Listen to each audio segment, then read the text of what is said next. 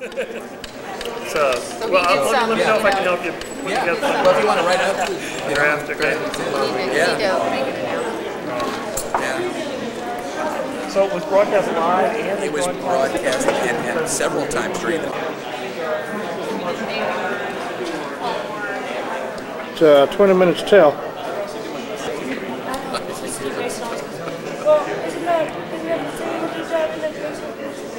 You're about to get on TV here. Sir? Pokey from Trailer Park. Yeah, I know. I see. I watch you. How are you doing? Oh, not too bad. Well, get a sniff. Hey, how you doing? I was going to have the congressman autograph my Constitution. That's a very good idea. It's good to see you again. Good to see you too.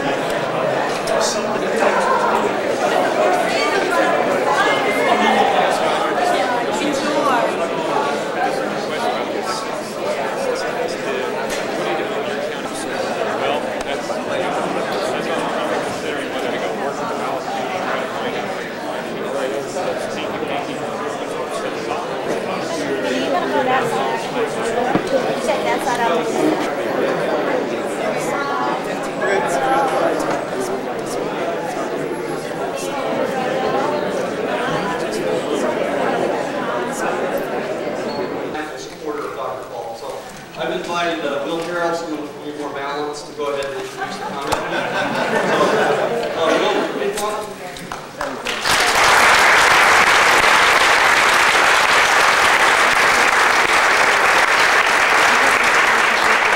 Now, why do I see surprised faces on some of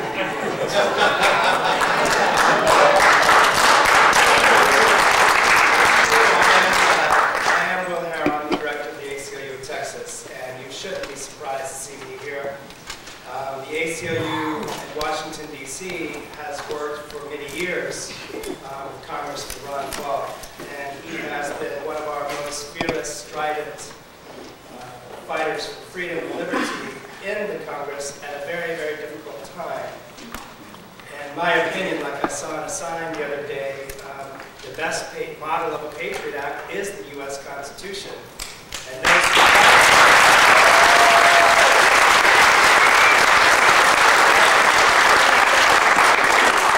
those who dare to fight for the principles expressed in the United States Constitution in times like these are truly patriots. Ron Paul is a patriot.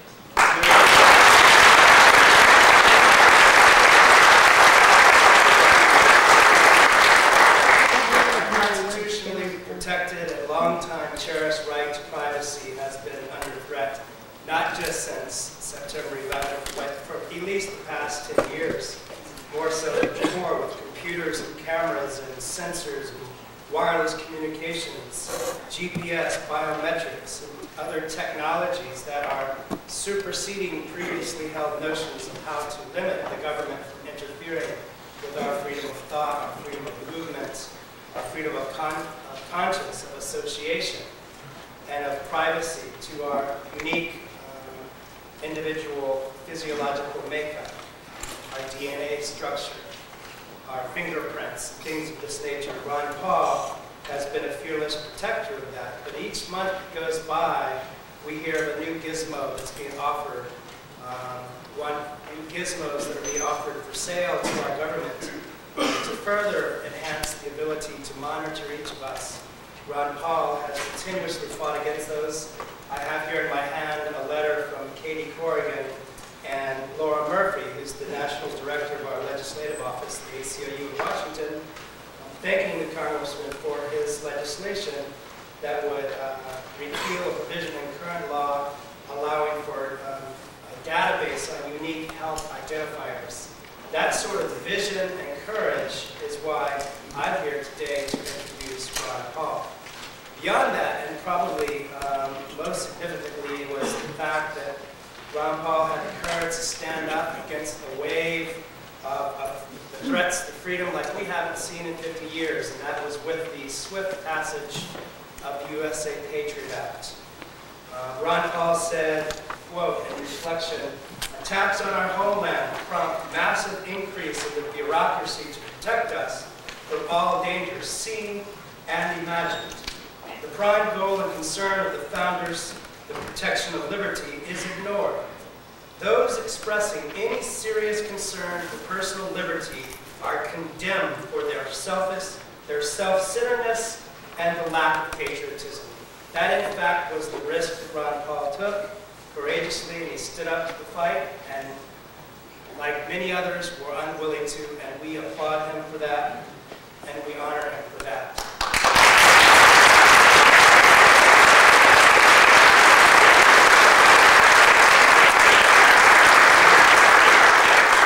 The moral, I think, in the story, and I want to thank John Zimmerman for having the courage and the vision to ask me to come and introduce Ron Paul tonight, is that, frankly, we do have a lot of common ground. And if we work together like we have on the Patriot Act, like we can in other areas, together we can genuinely be a force.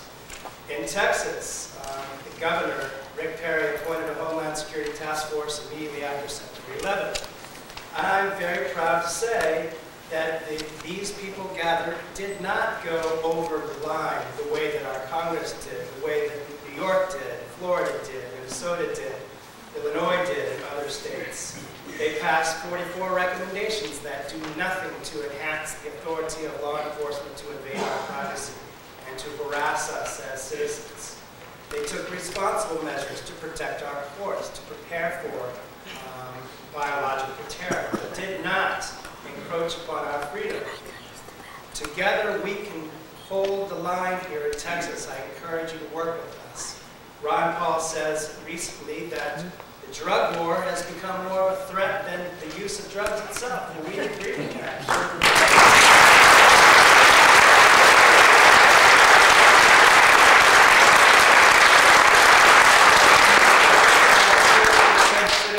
To be sure we're going to deal with that, and we would love to have the Federal Society, the Libertarians, the Liberty Caucus of the Republican Party join us in our efforts to reverse the standard asset forfeiture, to release nonviolent prisoners from prison and put them back into the community so they can reform and pay and work and take care of their families. We think that we should abolish Regional Narcotics Task Force because they've shown themselves to be nothing more than roving bands of thieves. We want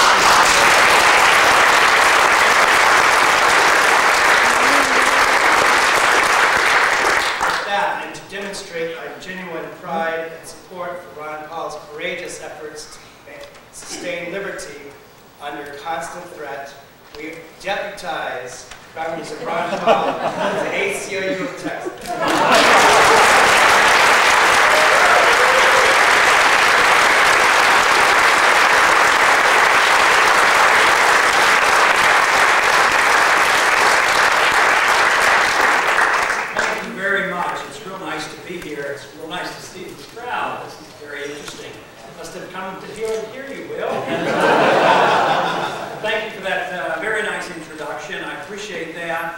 But I also appreciate the opportunity to come and talk and visit with thoughtful people who are concerned and interested in the issues.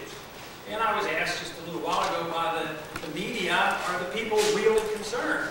Have they been affected by these new laws? And the answer to that is a lot of them not yet. But a lot of people are starting to worry about it. So it is an appropriate issue to talk about, and that is the issue of privacy. Because I don't think you can define liberty without dealing with this issue. Because if you don't have your privacy, how can you be free? It is the essence of liberty is to have your privacy.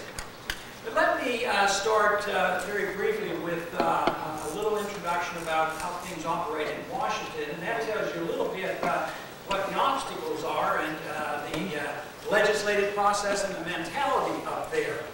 You know, it wasn't too long ago there was a concern brought to me about a piece of legislation that had $60,000 written into a piece of legislation for a bicycle trail in Alexandria. And when they went to the member of Congress who lives in that district, they asked him, how did you put that in for your district? He says, I don't even know anything about it. Well, that's unusual because, you know, all the goodies are there for good reasons and somebody worked on to get it passed. So they hunted this down and hunted it down. They finally found which office it came from. It came from an office in Arizona. And they asked the member, they said, why do you care about $60,000 bicycle trail in Alexandria? I didn't have anything to do with it. I don't know anything about it. And he was convinced. Then they went a little bit further and they found out that his staffer that lived in Alexandria, Virginia, and he'd stock it in the dark of night on his bicycle trail. That's how, that's not, you know, it's a little story, it's a minor story, but that's probably the way most of Washington works. Because this omnibus bill that we just passed here last week, over my objection, of course, it had, I think, 11,000 pages, and it wasn't even available to us. And then if you notice, the opposition, the other side, rightfully put it on the desk. It was about that high.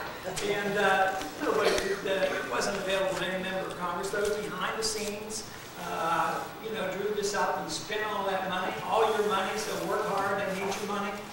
And it keeps working that way.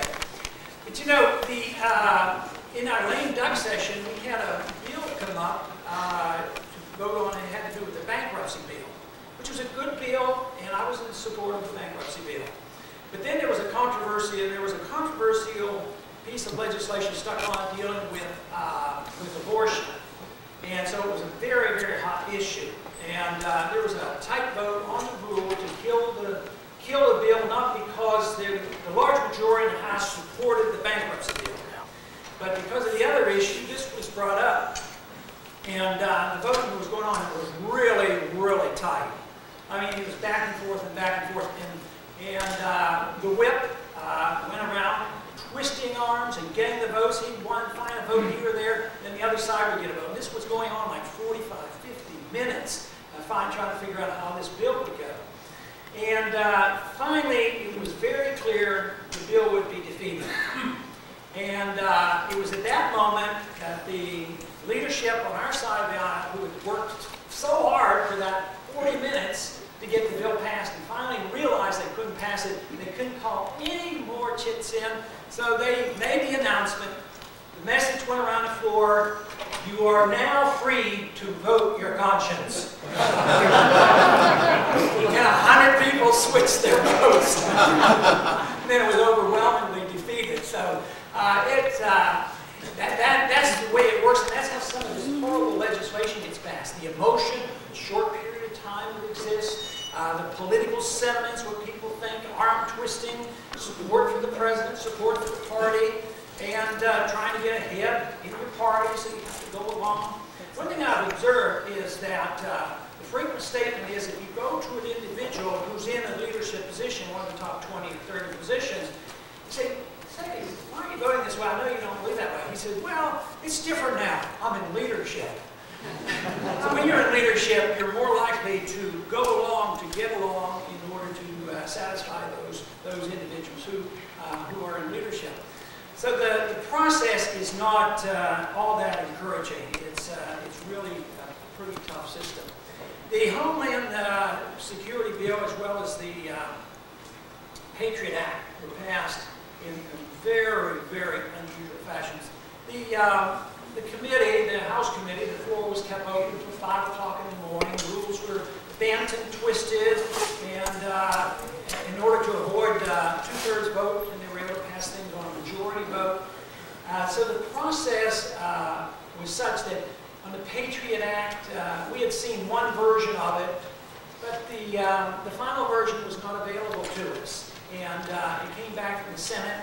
There was no hard copy. It was hard until the last minute you could finally find it on the internet. Homeland Security wasn't much better, and that was even a much bigger bill. Homeland Security had been passed in the House early on. It was 52 pages. And it was known, and people had a chance to look at it. Then it went to the Senate and became 282 pages. And then when it came back to the House after in the conference report, it was 484 pages, and that's the bill that wasn't available to you so that you could look at and study it. But that doesn't really confuse me all that much, because I figure if the bill's not available and you can't read it, the vote is easy. The vote is no.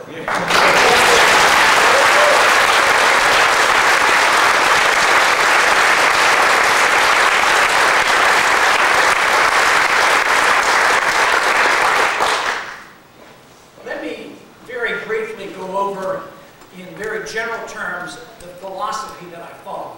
Because if you understand that philosophy, which I'm sure many of you already do very well, because if you're an American and you like the Constitution, that's pretty much my philosophy. It's not a whole lot more complex than that. But I thought it through a little bit more, and I apply those rules to all the legislation. Of course, the first thing I do immediately with legislation is first I apply the test of the Constitution. If it's something that is unconstitutional, I just don't vote for it, no matter how well intended. And it's tough sometimes because it is very well intended. At least they want it to appear so. And the other test I take are the promises I make. It's legal to tax you, even though my promises to the people that I represent are that I will never vote to raise your taxes. And so I can apply that. So it's constitutional, I have been my promises, doesn't take me long to figure it out. Some of my staff have told me that other staff members come up and they say they really envy that. It's so easy. You guys can figure it out so fast what you're supposed to do. You know, because the others weigh it. You know, the Constitution is low on the totem pole of the things they're concerned about. But you know, the promises are there, but who knows where. But most of it is evaluating the political impact in the district and the money raising and the special interest groups, and that is a more difficult thing. And they also say, well, we can weigh this because if it's mostly good and just partially bad, therefore we have to vote for it. Now, that's another tough thing for me because what I do, if it's 55% good and 45% bad, I still vote no. Because I think that even if you give them 5%, it's too much.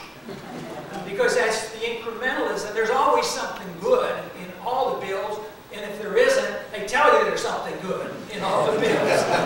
So it isn't difficult to make up my mind. I still squirm, I have to admit that, because, you know, out there by yourself, and sometimes it becomes noticeable. And,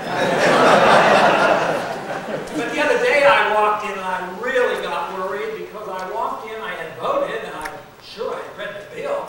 I have to read the bills more than anybody else because when they're thinking about voting no, they come to me to find out why they're supposed to vote no. If they're told politically to vote no, they want to know what the reason is. But anyway, I walked in and I went and did my vote, and it was one of these that seemed to be, I thought, very non-controversial, which isn't very often.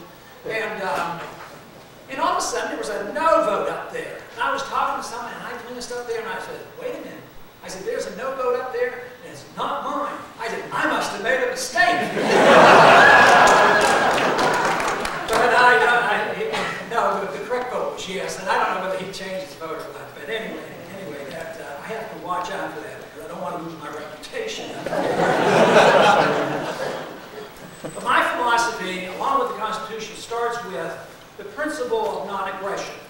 And this is a basic principle. It isn't hard to comprehend. If you ask the American people, I imagine, I would hope 99% would agree that you're not supposed to kill each other. You're not supposed to shoot and hurt people. You're not supposed to steal from people. You're not supposed to threaten people for that. You know, that is a good political idea. It's a good thing. It's something that most of us have learned in our religious beliefs. All the major religions teach this, that you don't kill, and you don't steal, and you don't lie, you live up to your promises and your contracts. And you know, that's pretty basic. But the big problem has been that we still recognize that, fortunately, in society, that we're not supposed to do these things. But we have done something wrong in allowing the governments to do the things that you and I aren't allowed to do.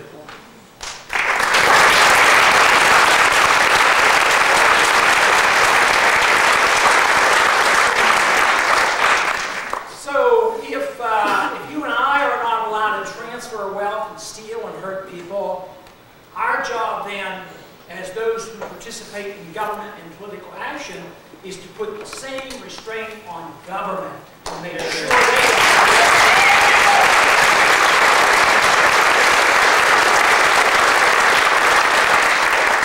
Now, where does the moral principle come from of non-aggression? It comes to people in different different ways. Some people just accept it because it sounds logical.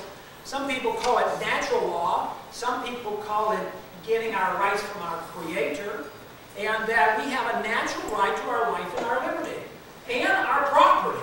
Because if you have a right to your life and to your liberty to work and thrive and take care of yourselves, then you have a right to the fruits of your labor. So this applies across the board. The right to life, liberty, and the pursuit of happiness comes from, for me, it comes from a Creator. But I'm not annoyed by those who come to it, say, from a utilitarian or logical viewpoint, or some people want to call it natural law, because the ultimate result is all the same in the political sense.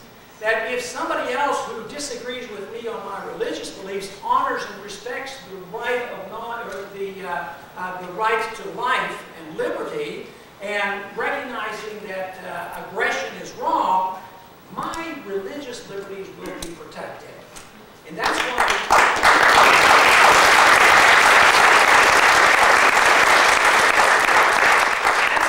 the approach to this viewpoint isn't as important as accepting the principle that we not aggress against others. Sometimes I take the definition and I just don't usually labor the word aggression or the initiation of force, as much as I divide the political world into two parts, and that is those who are what I call the interventionists and those who are the non-interventionists. And there's always some who would like to intervene in the economy when there's been no theft or fraud. And there are some who would like to intervene in regulating your personal life because they don't think you're doing what you ought to do and what is best for you. And then it seems like today there's a tremendous number of people that like this idea from both parties to intervene in the internal affairs of other people. I think we should not be interventionists in the economy. I don't think we should be interventionists in private liberty and private choices. And I don't think we should be interventionists in the internal affairs of other countries.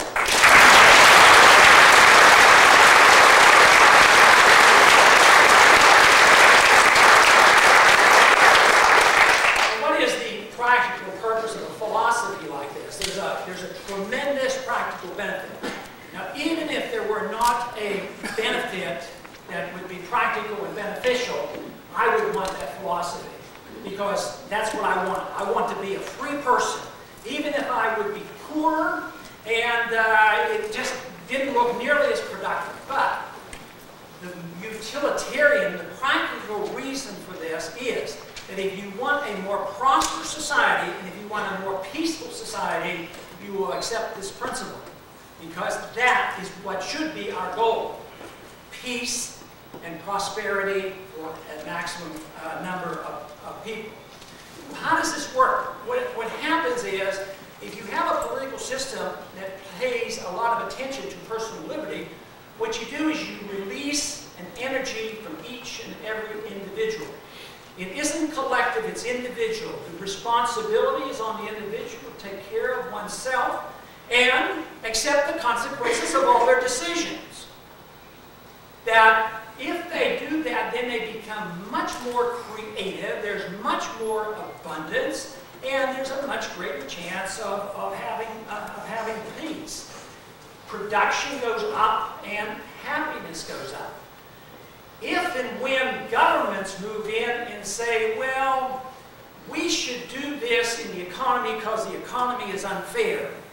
We will forcibly do this and this. We will take from the rich and give to the poor because it's good and it's fair.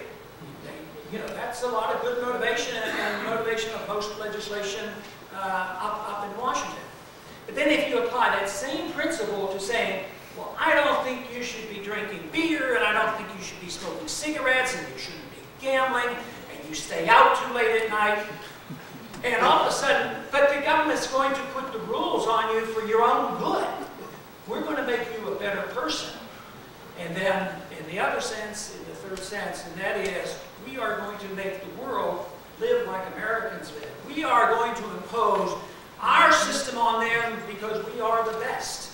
And we generally have been the best. We have been good because we have had, not because we have been authoritarian interventionist, but we have been the best because we have had the greatest concentration and emphasis on liberty. We have released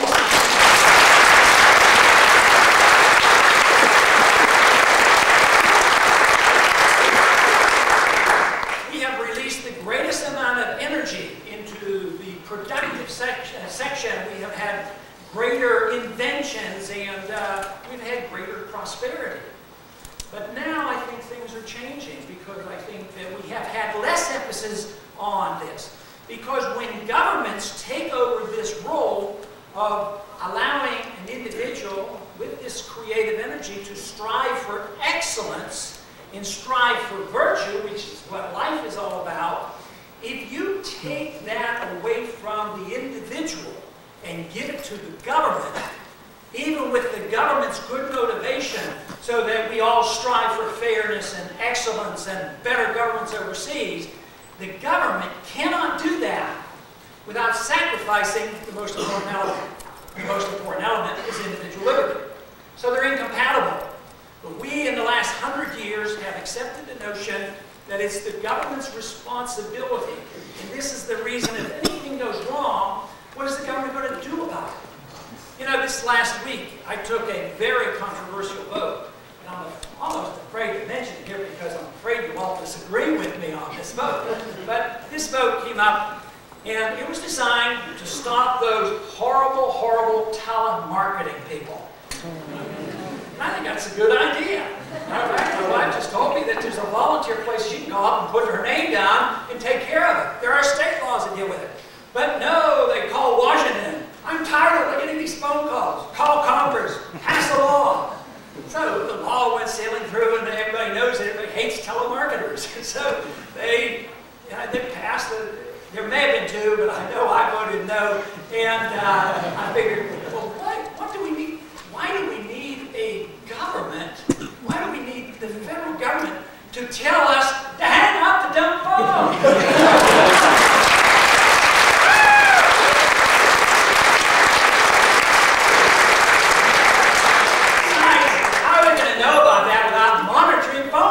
Who can have phone calls and who can't not, and who's guilty. I mean, the thing just goes on and on. Besides, these kind of problems, which seem unsolvable, you figure, well, how's it going to happen? Maybe the technology isn't there. But you know what? Most of the time, or probably all the time, the technology is there, and it's better done, held by somebody else rather than Big Brother. Because this whole idea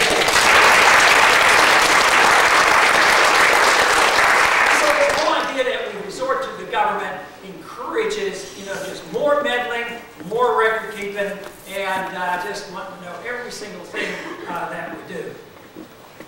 You know, another statement made a few years ago, and I imagine most of you have heard this, came from a political consultant, and he described a neat system, and that was the executive order. I don't like the executive orders. I have a bill in that says no more executive orders.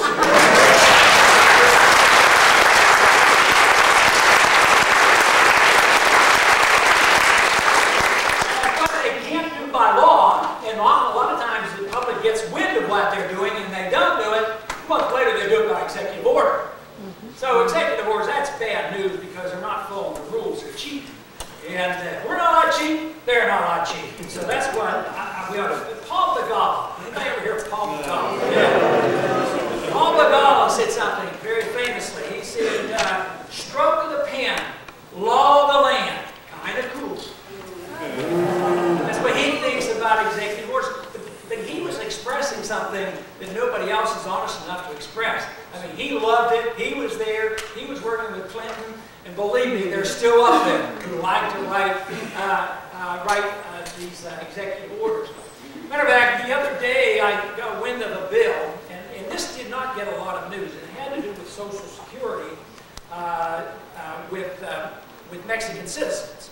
If a Mexican citizen comes over here and works, and I don't want to get into immigration, that's difficult, but I have some ideas about what we ought to do. And not putting a lot of guns shooting people. But anyway, I don't like the system that says that anybody who comes, steps over, can become an automatic citizen, which some do, because I've delivered them. But if a Mexican citizen comes over, legal or illegal, and works for a few quarters, and goes back and fulfills his working career in Mexico, they can apply for Social Security here and get benefits. They want to change that. They want to change that to other countries already have that ability. So some of you might argue, well, why discriminate against the Mexicans? I said, good, I don't want to discriminate against Mexicans. Just take away that privilege from everybody else.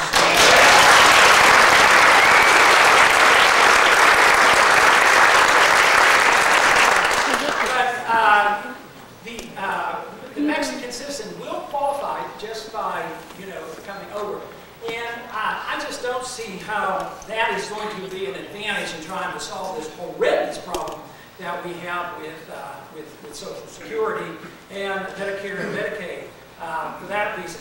And since I'm in the position that I don't believe much in this welfare state any more than I believe in the warfare state, I do have a position on this because I know I'm not going to have my way on banishing the welfare state overnight.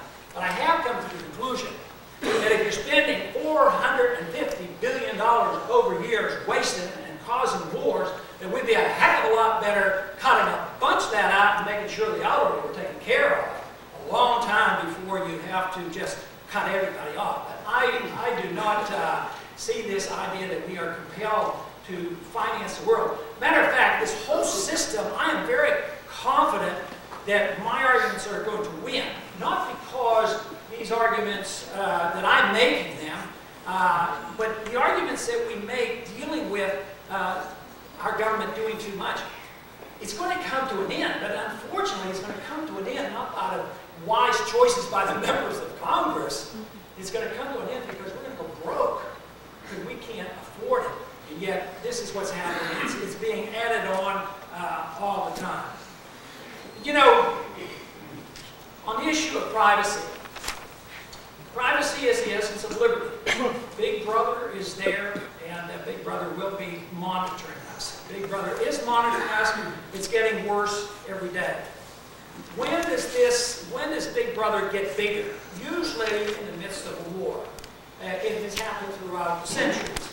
In the time of crisis, when people are frightened, the people are much more anxious and much more willing to give up their personal freedoms, because I hear it fed back to me quite frequently on radio shows.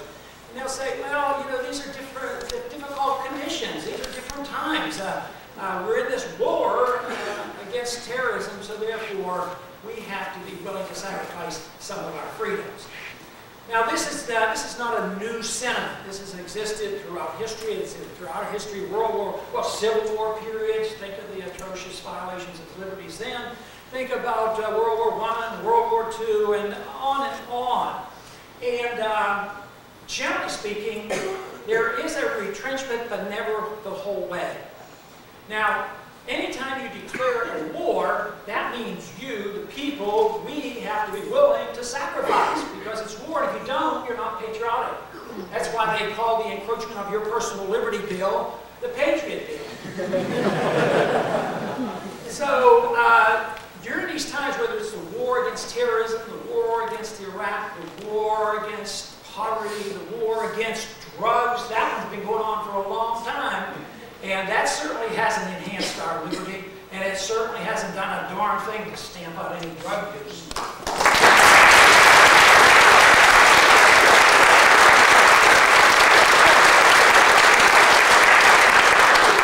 That goes back to the whole issue, can government make us a better person? I, as a physician and father and grandfather, believe me, I do a lot of preaching about the evils of drugs, and I think one of the worst things of the kind of drug usage that the doctors participate in by passing out too many legal prescriptions. I think this culture is way.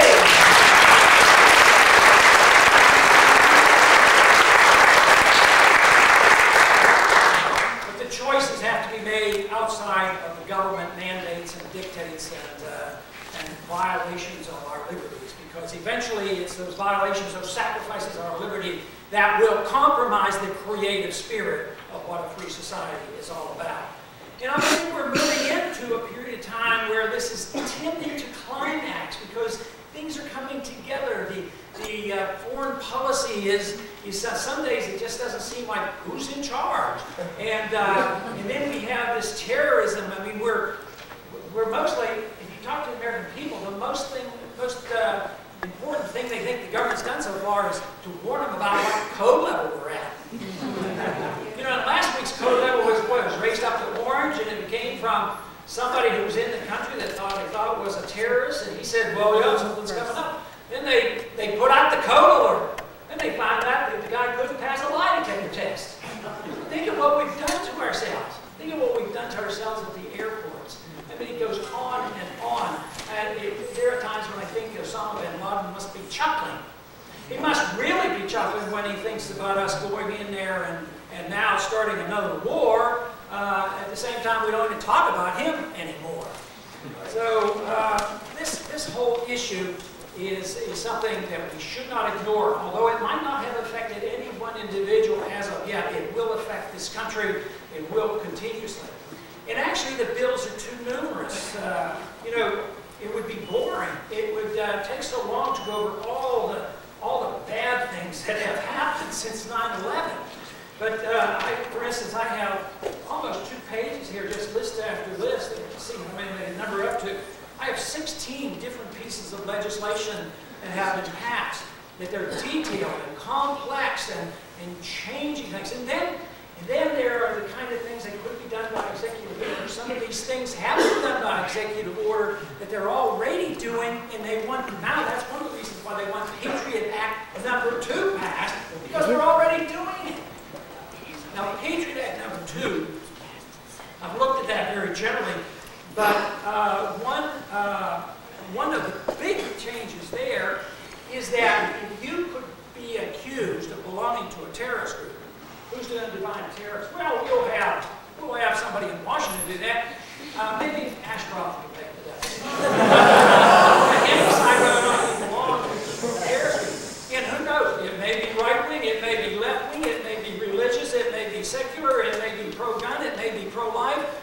And it is also suggested that if the individual, you know, is in a demonstration, a peaceful demonstration, and for some reason, what a little shot or something up, where was it? Oh, in Colorado. That if somebody agitates and there's a death, if you participate in the demonstration, you might be part of a terrorist group. Now, the thing they're talking about doing now is changing the law to say that if you belong, we can take your citizenship away from you. I mean, this to me is going too far. They've gone way too far, and this, I just cannot believe they're going to pass this. Now, there were enough comments made about some of this legislation, and there was a hold put on this Total Information Awareness Program. Another great American citizen, Poindexter, he used to be in charge of that, and that's to have information on everybody, because somebody out there might be a terrorist. And you know, you might have heard that this was removed from this past legislation, but not really. They put a 90-day hold on it, and that's it. It'll be around, and you still have to worry about what they do by executive order. On the medical privacy bill that was mentioned in the introduction, I've had that legislation, and we were able to win it every year so far until this year, and that was in 1996, under the new conservative Congress, passed the law that said that it would put to develop this medical data bank. And each year after I got back to Washington, we would pass legislation or get an amendment put in there that would prohibit any funding to be used for that purpose. But I couldn't get them to repeal the authority, which is what you have to do. So now you have the medical bill. I mean, the government's going to know everything about your medicine because government controls all the medicine. So yes, there's the people who argue about if people need medical care, we have to help them, but we don't want privacy to be violated. I don't see how that's possible. Governments want to know about what they run, and it generally is an excuse. Now, a lot of these bills that I have a list of here, they weren't brand new. They didn't just pop out after 9/11. They had been around for a long time, and they used that as the excuse to stick them on. The medical privacy thing went through, the medical data bank went through because there's no resistance anymore. The financial privacy bill, the same way, it went through because we were able to defeat that before, but now, you know, we got to find out where the finances are. But what are you doing about the finances and checking on the Saudis? Oh no, we can't offend the Saudis. You know, just because they happen to make up most of the terrorists, no, we can't do that. But we have to know about every single thing because they want to know what you're spending and how you're spending and how much money you have. And before 9/11, the motivation, my viewpoint, I believe, has always been on the tax issue to make sure that you pay your fair share of taxes.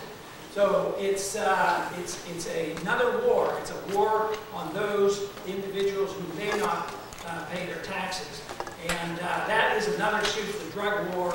And taxes have been the greatest motivation to invade our privacy up until 9/11. Now with Homeland Security, Patriot Act number 1 and 2, airport security bills, it's on and on.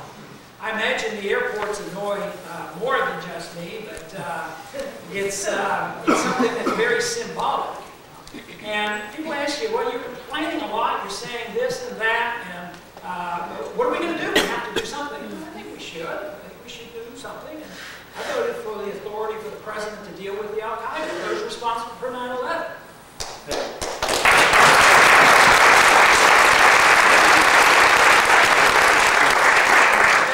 There's a much bigger problem than that because 9/11, the Al-Qaeda has been ignored too much, and here we're going off on other adventures. Yeah. But the airport security. See, I'm old-fashioned enough to believe in property rights, and I'm also old-fashioned enough to believe the First Amendment. I believe in the Second Amendment too.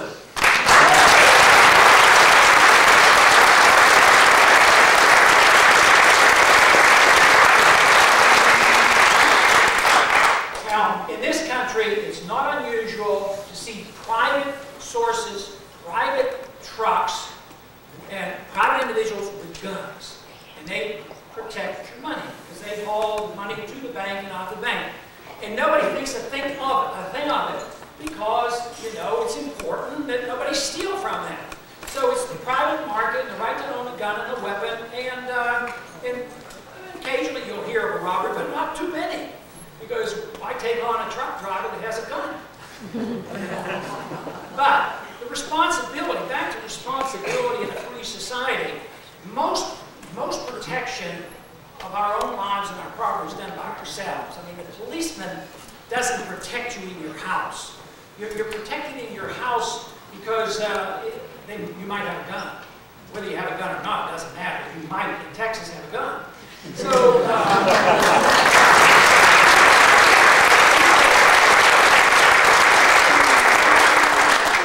protection comes not from the government making us secure. Once we grant that to them, then you have to have a camera in your house. And believe me, there are a lot of cameras around already, but there'll be, I guess, a lot more cameras. But if we can allow a truck driver use guns to protect his cargo, why was it where we prohibited the airlines from doing the same thing? I mean, they're prohibited. They're still prohibited. The airlines, there was supposed to be some lightening up on their regulations of allowing the airlines to be responsible, and the pilots who've already been trained in handling guns very often, you know, from the military, they have found that it is so cumbersome, so difficult. Nobody's been licensed to carry a gun. But if the airline companies had this responsibility, which they don't want because they're owned by the government, because they get their insurance and they get their bailouts and they get all the regulation, all the protection, and they don't want to assume any responsibility. But if they had in a free society, they would have protected us like those people in the truck. And 4 guns would have gone a long way to minimizing that tragedy.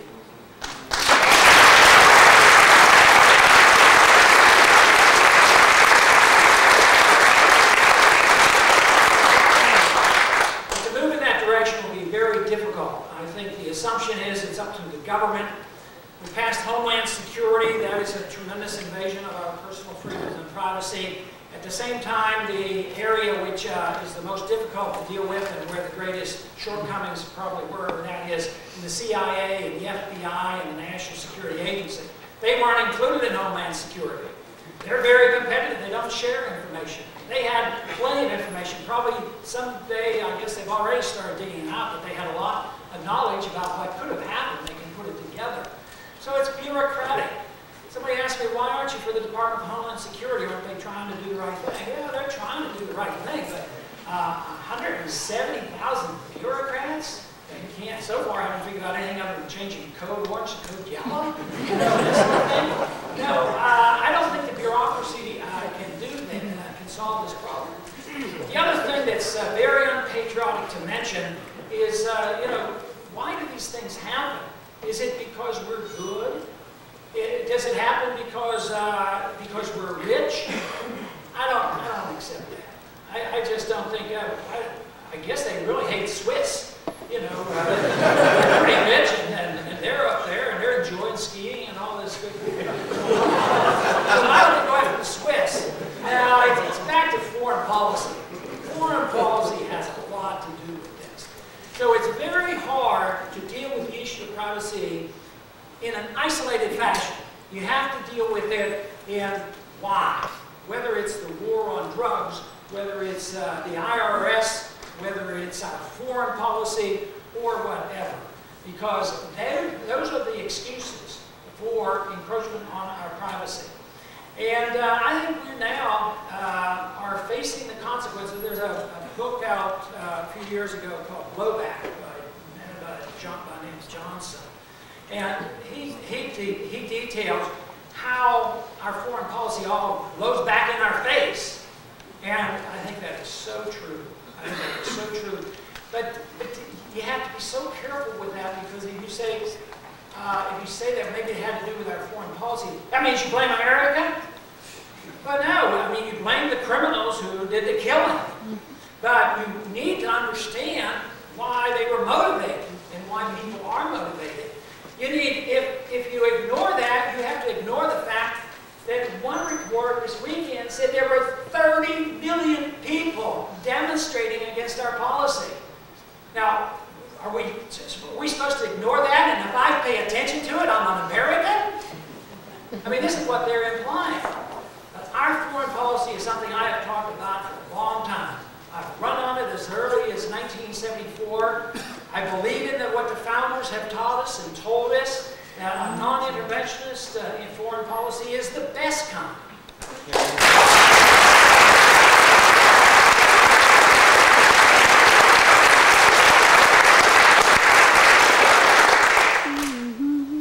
The war is probably going to come off. Not that I think that's a good idea. I don't think too many people do that I talk to. And I fear for it. Most of the American people are worried because they believe there will be increase in terrorism. But I've tried to think this through, and I've been talking about this. I'll bet you as far back as '97. I was thinking about going back and looking at it, but I'll bet if you go on my webpage and look back at '97, I probably talked about foreign policy and the danger of what we were doing. Because I know I talked about terrorism, the threat of terrorism prior to 9/11, believing that we set ourselves up. Not because we're bad people, and not because of the motivations, but because I think we've lost our way. That we have taken upon ourselves to do things that we shouldn't do. The people who want to stop you from using drugs, they're not evil people. They're very well motivated, believing I'm going to save your life. But they don't realize what are the unintended consequences and the downside to liberty. And that's the way it is in foreign policy. Yes, we have to do these things. But I have listed 6 reasons over the several years that I've been studying this issue, 6 reasons that the opposition, those who propose war, give for going to war. And I want to mention those. The first one that you hear the very most is the weapons of mass destruction. We have to do it because he might have weapons of mass destruction. And we have to do it quickly because if he gets them, he might use them against us. And that's the one that goes over and over again. course, the one weapon that they found that broke the UN rules, it went 100 miles instead of 93 miles, and that's enough for us to go to war. This is what has been said. But it isn't weapons. It's not the weapons that is the problem. There's more to it. The Soviets had over 10,000 nuclear warheads, and we treated them with kid gloves and at times gave them foreign aid. But we won the Cold War not because we were so super smart, as much as they had a policy that was atrocious on the way they treated their people, and they destroyed UN energy because they had no freedom, and their economic system destroyed them.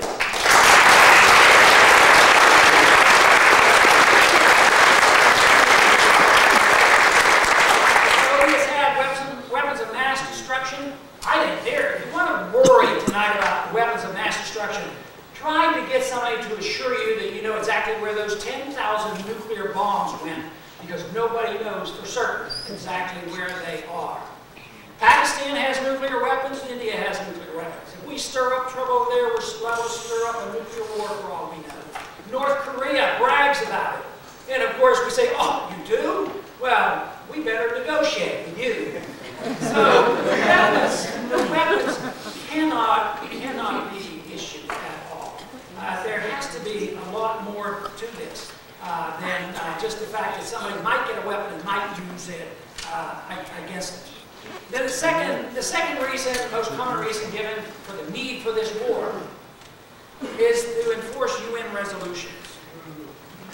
Now, I don't have a whole lot of interest in the United Nations.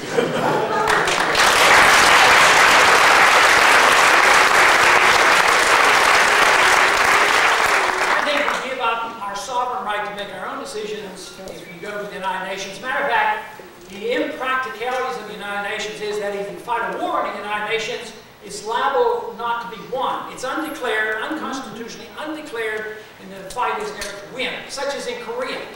How long have we been in Korea? We've been in there since 1945.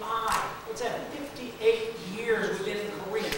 We have spent, in today's dollars, over $1 trillion defending Korea.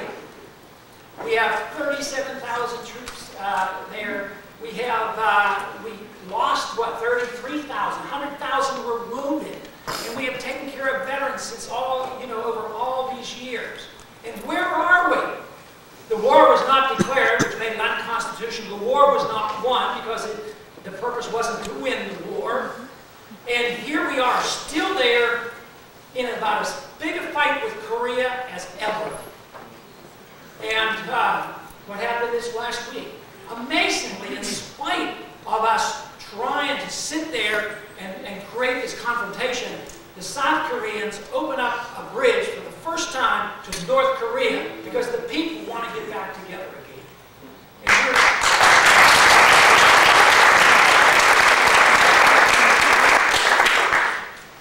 so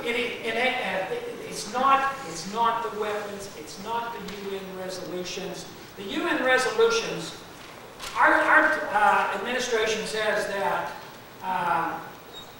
we're going to enforce UN resolution. At the same time, he says, if you don't give me the authority, I'm going to do it on my own. So what? He's going to go on his own to enforce the UN resolutions? At the same time, it just doesn't add up. And there are over 100 other resolutions never enforced. So all of a sudden, these are the most important resolutions in the history of the United Nations. But they deal with other countries. They deal with Israel, they deal with Turkey, they deal with other countries, and they have not been enforced. So I brought that up once in international relations. And the chairman, I said, why aren't you concerned about the other resolutions? You were going to go to war with this? He says, there are resolutions, and there are resolutions. So that tells you something. Number 3 reason, 9/11, and I think the majority of the American people now believe that we need to go to war because the Iraqis had something to do with 9/11. And the CIA will deny that, the FBI denies that, there's no evidence. The evidence is that there's a greater chance, our CIA says there's a greater chance of terrorism if we go in. The evidence is also concrete that Osama bin Laden hates Saddam Hussein, and just recently in that tape that was used as evidence that they were in cahoots, Osama bin Laden said, "Kill Saddam Hussein." He's telling the Iraqi people to kill Saddam Hussein. Because one's very fundamentalist, radical religious, and the other one is a secular person. And they don't see eye to eye. There's no way they're in collaboration. There was one individual that got medical care in Baghdad. They can't find him, and that was the association, as well as some activity going on in North Iraq, which is in the Kurdish part of Iraq, which is controlled by the United States, which we protect with our bombers. The likelihood of course, Al-Qaeda being in Pakistan and us not doing anything with Saudi Arabia doesn't hold water for us going to war over the Al-Qaeda being involved in Iraq. The other thing is that we have to go after him because he's Hitler. He's a dictator, true. He's a miserable scumbag, yeah. He killed a lot of people. But you know what? I'll bet I could name 10 or 15 others that probably are pretty close to what he has done. And many of the things that he has done, he did. We were his allies. When he was using gas against the Iranians, he got this stuff from us. I mean, it just goes on and on. And the idea that he is today's Hitler doesn't pan out. Iraq, and Colin Powell told me this in testimony before the committee. He says they have a greatly reduced size of military. It's estimated to be 20% of what they had 12 years ago. Hardly any military. They don't have a defense. They don't have an air force. They've been shooting at our airplanes. We've been bombing them for 12 years. They've been shooting at our airplanes. They've never hit one. I mean, how can they defend themselves? They don't have a navy. And they call him Hitler. But the American people buy into this and say, oh, we've got to go after him because someday he might do this. Just listen to the radio talk shows. It's a drumbeat. Now, the reason I emphasize this is it is related to our personal liberties because in wartime, that's when liberty and privacy is sacrificed. The other question, the other excuse that I've been given, and with a straight face too, is we need to protect our oil. Matter of fact, that was a blatant reason in 1990 to protect our oil. It's not our oil.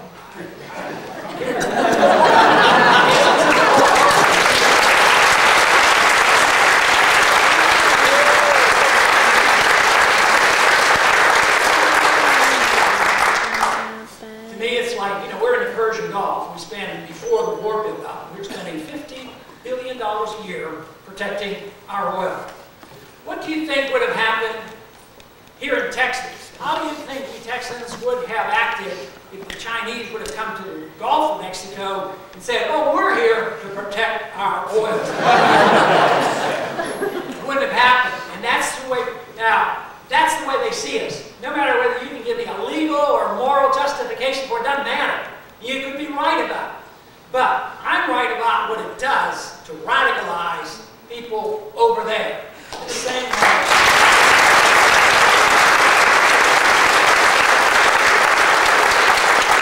The same way as when we put our troops in a country like Saudi Arabia, they consider that an affront to their religious beliefs.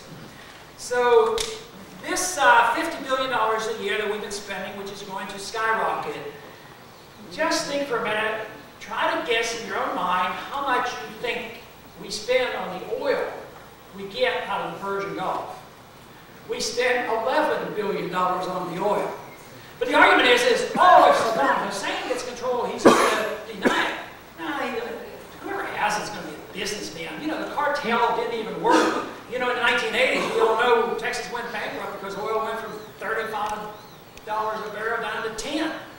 The cartel and the cartel kept trying to push the price up. They can't do it. There's a market out there, and so whoever's in charge. Japan has no oil. You know, they're fretting about protecting their oil. You know, this idea that we have to be there to protect our oil just really doesn't make a lot of sense. Along with this idea of protecting our oil goes, many will admittedly say say that, well, we have to protect the American hegemony. And they sincerely believe in this. They believe in the moral obligation of us to do good in the world as an American hegemony. That is that we should pass on our goodness to the rest of the world and to the heritage people. They believe that sincerely, just as sincerely as I believe in national sovereignty. Now, the question is, of course, the motivation behind the scenes of, is it oil and profits? Now they've been able to work on that, and they don't say so much we have to protect our oil. They get on France's case by saying, can you imagine those Frenchmen? They won't fight the war because they care about their oil contracts. So that's a little bit of a weak argument. Now, as an afterthought, there's one more. The number 6 one, they will use this, but I think it's a weak one. We have to be there for our national security interests.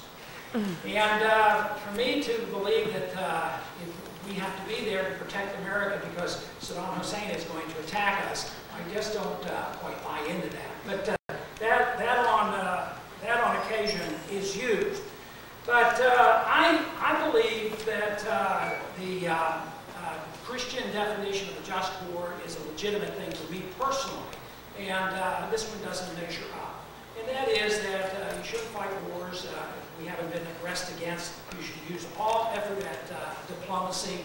The proper authority should make the declaration, and we're not using the proper authority. And it should be a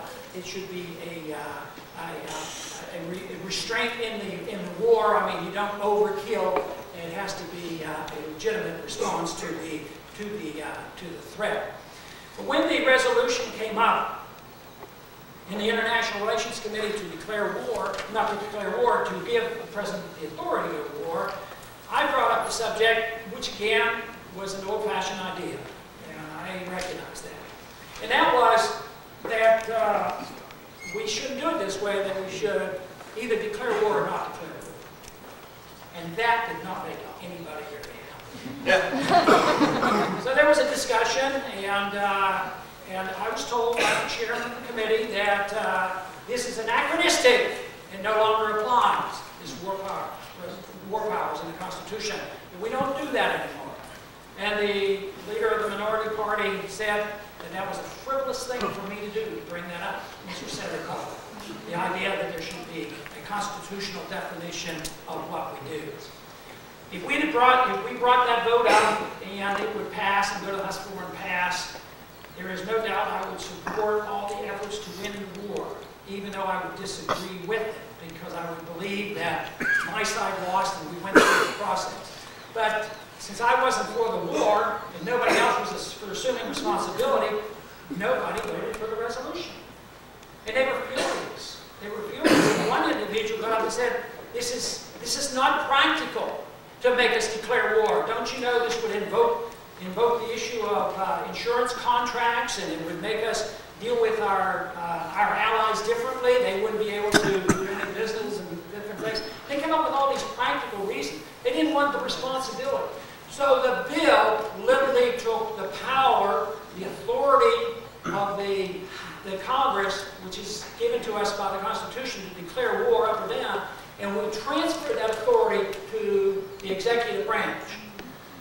We didn't tell them to go to war. We didn't tell them not to go to war. We just said, if you want to go to war, you can go to war. That's a transfer of power that can only occur with amending the Constitution. Now, why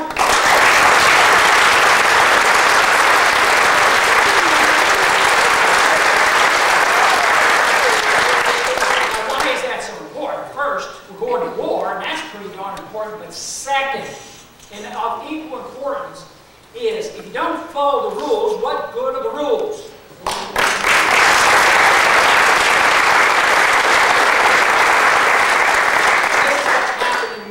They don't follow the rules. They don't want to follow the rules. They don't even want to be reminded about the rules. Because most of what we do there, whether it's legislatively, through the regulators, or through our courts, it's done outside of the rules. The Constitution means very little. Sure, there are some things that could be changed, but they should be changed properly, or there's no rule of law. It's rule of man. And this is where we've gotten ourselves. We've gotten ourselves in a financial mess. We have a dollar that is failing and it's going to get a lot worse. We have spending that is absolutely, totally out of control. We have a welfare state that is maybe well motivated but is very unsuccessful. We have a government now that is telling us constantly how to make our lives better, even though we have not committed violence against any others. And at the same time, the government wants to enforce all these rules and protect us not only against the terrorists, but against ourselves, which means they have to know every single thing about you. And that has to stop. We've had too much, and we ought to end it.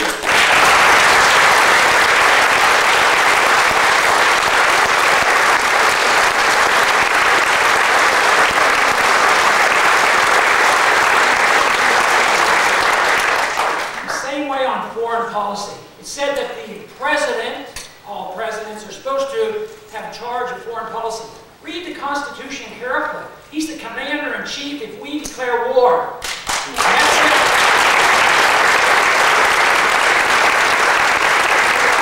Congress to raise the army and do all the other things that are so important in foreign policy.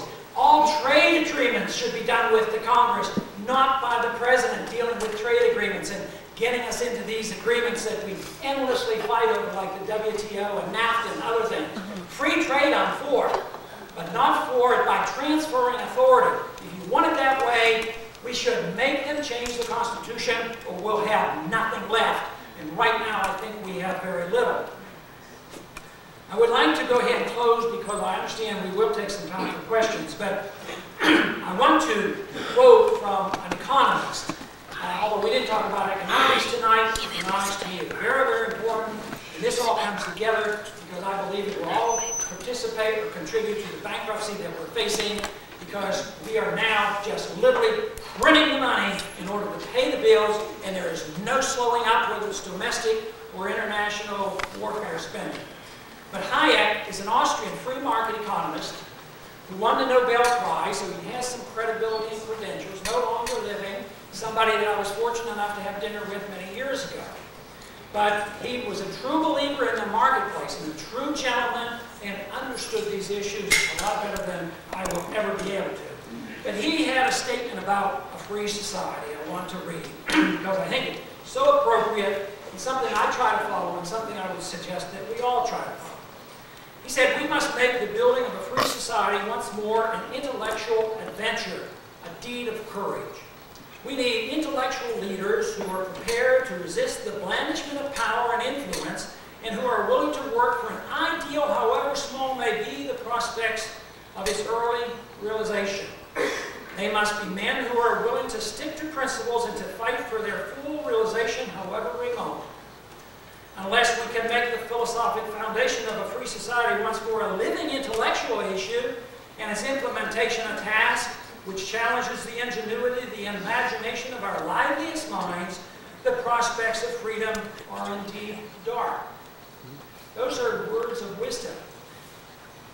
And there are times when I get despondent and believe, why do this? And that's a common question I get. Why go up there and fight them? They're not listening, they're not paying any attention to you, and nobody really cares. And I'm sure you feel that way too, since you're involved in these same ideas. Why do it? For good reason.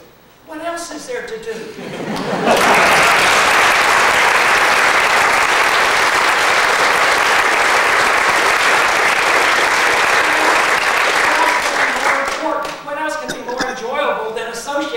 With like minds, people who are interested, and people who, where we are trying to build coalitions to build on these ideas, because freedom is the issue, liberty is the issue, privacy is the issue. So I would say, yes, it's worthwhile. I don't know what tomorrow will bring. We don't know whether the war will go like most of us believe it will go quickly.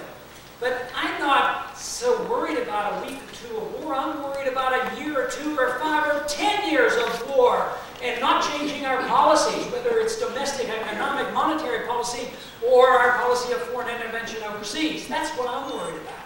But we don't know what happens and what can happen.